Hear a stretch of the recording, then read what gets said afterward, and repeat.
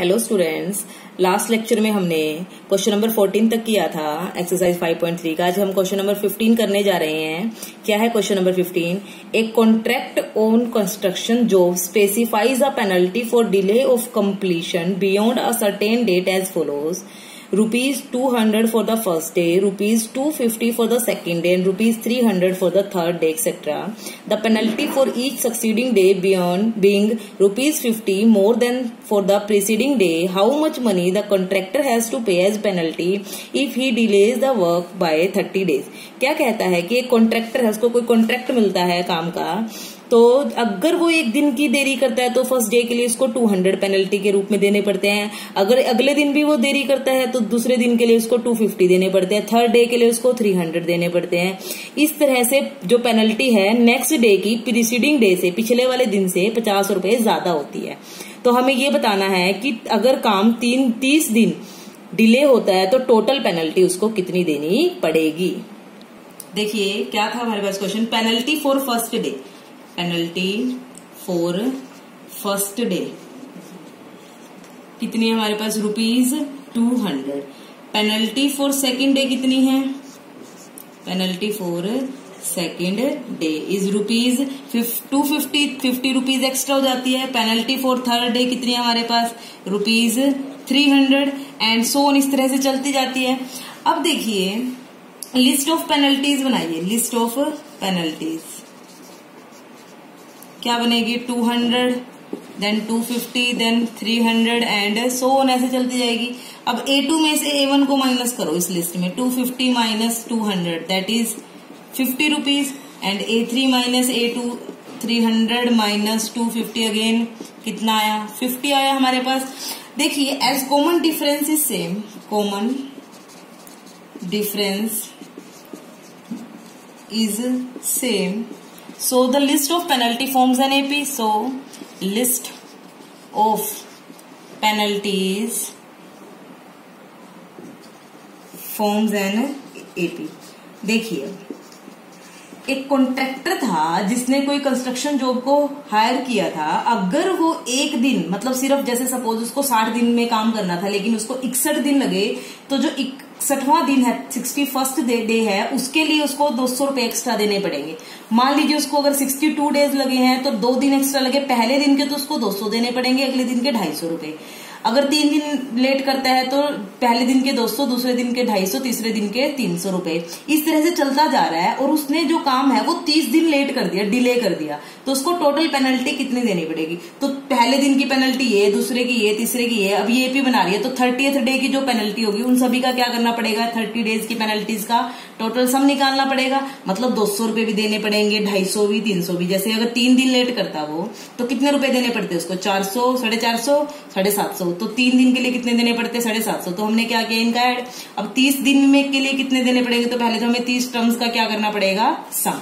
तो देखिए तो हमारे पास एपी बन गई 200, 250, 300 एंड सो ऑन। इस एपी की first term is 200, D common difference is 50। Number of terms कितनी लेनी है हमें? कितनी टर्म्स का सम निकालना है इसका? 30 का, क्योंकि उसने बोला है कि जो कॉन्ट्रैक्टर है वो 30 डेज डिले कर देता है जो काम जॉब है अपनी। तो मतलब हमें जो ये पेनल्टीज आएंगी 30 डेज की, उनको क्या करना है? सम। एंड वी नो दैट अगर एपी में है तो हम डायरेक्टली सम निकाल सकते हैं। क्या? SN is equal to n/2 2a plus n minus 1 into D.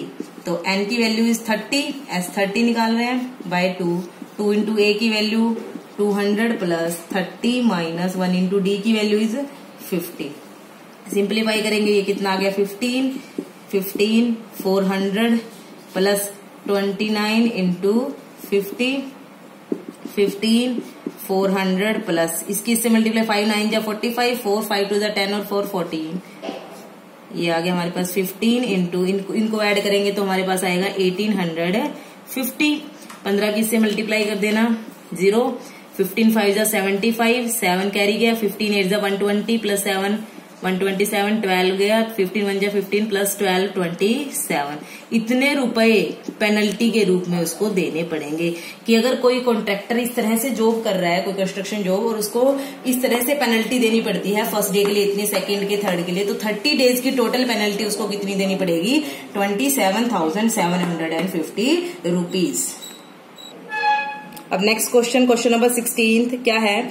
A sum of ₹700 is to be use to give 7 cash prizes to students of a school for their overall academic performance. If each prize is ₹20 less than its preceding prize, find the value of each prize. क्या बोलता है कि 700 रुपए का total cash prize देना है हमें। उस कैश प्राइज को टोटल 7 बच्चों में डिस्ट्रीब्यूट करना। लिखा हुआ है कि a sum of 700 is use to give 7 cash prizes to student, मतलब 700 रुपयों को हमें 7 स्टूडेंट्स में डिस्ट्रीब्यूट करना है। और अब वो डिस्ट्रीब्यूट किस तरह से करना है कि if each prize is 20 rupees less than its preceding prize, कि जो सेकंड प्राइज होगा वो पहले वाले से 20 रुपए कम होगा। तो हमें ये बताना है कि हर एक प्राइज की वैल्यू कितनी होगी।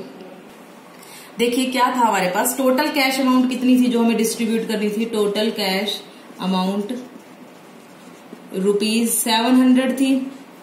लेट कर लेते हैं जो फर्स्ट प्राइज है, लेट फर्स्ट प्राइज कितने का है? ₹X का मान लेते हैं, ₹X। तो सेकंड प्राइज कितने का हो जाएगा? ऑटोमेटिक 20 रुपए कम बोला है उन्होंने, तो ₹X माइनस 20। थर्ड प्राइज कितने का हो जाएगा? इसमें से भी 20 माइनस करेंगे, X माइनस 40। सिमिलरली ऐसे करते करते कितने प्राइजेज हैं? 7 प्राइजेज, अप टू 7 प्राइजेज। तो लिस्ट ऑफ प्राइजेज बनाते हैं। लिस्ट ऑफ प्राइजेज क्या बनेगी हमारे पास? पहला प्राइज कितने का है? X का, then X minus 20, then X minus 40 and so on up to 7 terms, up to 7 terms. तो देखिए इसमें से A2 में से A1 को माइनस करते हैं, कितना? X माइनस 20 माइनस X, कितना आया? माइनस का 20। A3 माइनस A2 करते हैं, X माइनस 40 माइनस करेंगे तो माइनस का X हो जाएगा, ये प्लस का साइन चेंज हो जाएगा, माइनस का 20। हमने देखा कि डिफरेंस क्या आ रहा है? सेम आ रहा है। As common difference is same, so this list forms an AP, forms an AP. अगर एपी बना रही है तो अब एपी हमारे पास आ गई X minus 20, X minus 40 and so on. अब देखिए इसकी इस एपी की 7 टर्म्स का सम कितना आना चाहिए? 700, क्योंकि हमने टोटल जो कैश अमाउंट दिया है वो कितना दिया है? 700 रुपए दिया है। तो इट मीन जो 7 प्राइजेस होंगे अप टू 7 टर्म्स होंगी जो भी, उन सभी का टोटल, क्योंकि देखो मैंने सपोज पहले बच्चों को मान लीजिए मैंने 150 रुपए दिए है, अगले को 130 दिए है, उससे नेक्स्ट को 110 दिए हैं, इस तरह से 7 प्राइज डिस्ट्रीब्यूट किए, तो 7 का सम कितना आएगा? 700, क्योंकि मेरे पास टोटल है ही 700 रुपए और मुझे 700 के 700 रुपए देने हैं। तो यहाँ पे हमारे पास A कितना हो गया? First term is X, D कितना हो गया? माइनस का 20, N की वैल्यू कितनी हो गई? 7, और S7 हमें दिया हुआ है, कितना है? 700। इट मीन 7 प्राइजेस का टोटल कितना आएगा? 700। एंड वी नो दैट, लगाइए, we know that Sn is equal to n/2 2a plus n minus 1 into D। S7 7/2 2 into a हमें निकालना है X, N 7 माइनस D की वैल्यू माइनस का 20। सोल्व कीजिए, 7 इज 700, 2 इधर मल्टीप्लाई में आ जाएगा, 7 डिवाइड में 2x प्लस इसकी मल्टीप्लाई 6, सब्ट्रैक्ट करेंगे 6 आ जाएगा, इससे इसकी मल्टीप्लाई माइनस का 120। 7 से कैंसिल, 100 2 जा 200 is equal to 2x minus 120, minus का 120 इधर आके प्लस का हो जाएगा, ये आ जाएगा total 320 is equal to 2x। x 2 divide में चला जाएगा, 320 divide by 2 is equal to x, तो ये कितना आ गया? 160। तो इट मीन्स जो फर्स्ट प्राइज है वो कितने का आ गया? 160 का। तो मैं लिखूंगी फर्स्ट प्राइज कितने का आया? 160। तो सेकंड प्राइज कितने का हो जाएगा? क्योंकि हमने फर्स्ट प्राइज माना था ना X, तो सेकंड प्राइज कितने का हो जाएगा? 160 में से 20 माइनस कर देंगे, रुपीज लगा देना आगे। इसमें भी थर्ड प्राइज में इस जो ये आएगा 140, उसमें से माइनस कर देंगे 20।